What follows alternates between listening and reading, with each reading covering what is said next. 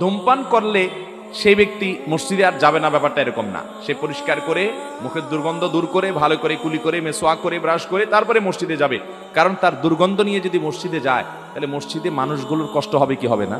আপনারা রাগ করিয়েন না, যারা ধূমপান করেন এমন বিশ্রী গন্ধ মুখ থেকে হয় যে করে, আমার মনে হয় বেচারা সবসময় টের পায় না। অনেক সময় দেখা যায় এরকম ধূমপানকারীদের আশেপাশে থাকলে মনে হয় যে এই বেচারার সাথে না থেকে একটা নর্দমা ড্রেন থাকতো ময়লা আলা, সেটাও ভালো শ্রীগন্ধ, আশেপাশে দাঁড়ানোর মতো অবস্থা থাকে না।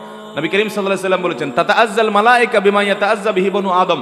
মানুষ যেসব গন্ধের কারণে কষ্ট পায়, ফেরেশতারা এসব গন্ধের কারণে কষ্ট পায়। এজন্য মসজিদে কাঁচা পেঁয়াজ খেয়ে যেতে নিষেধ করা হয়েছে হাদিসে, কারণ কাঁচা পেঁয়াজের কারণে মুখে দুর্গন্ধ হয়। রান্না করাটা খেয়ে যেতে পারেন, ভাজাটা খেয়ে যেতে পারেন, কাঁচাটা খেয়ে মসজিদে যাবেন না। তার মানে কাঁচা খাওয়ার পরে দুর্গন্ধ মুখে থাকলে ওটা দূর করে তারপরে মসজিদে যাবেন।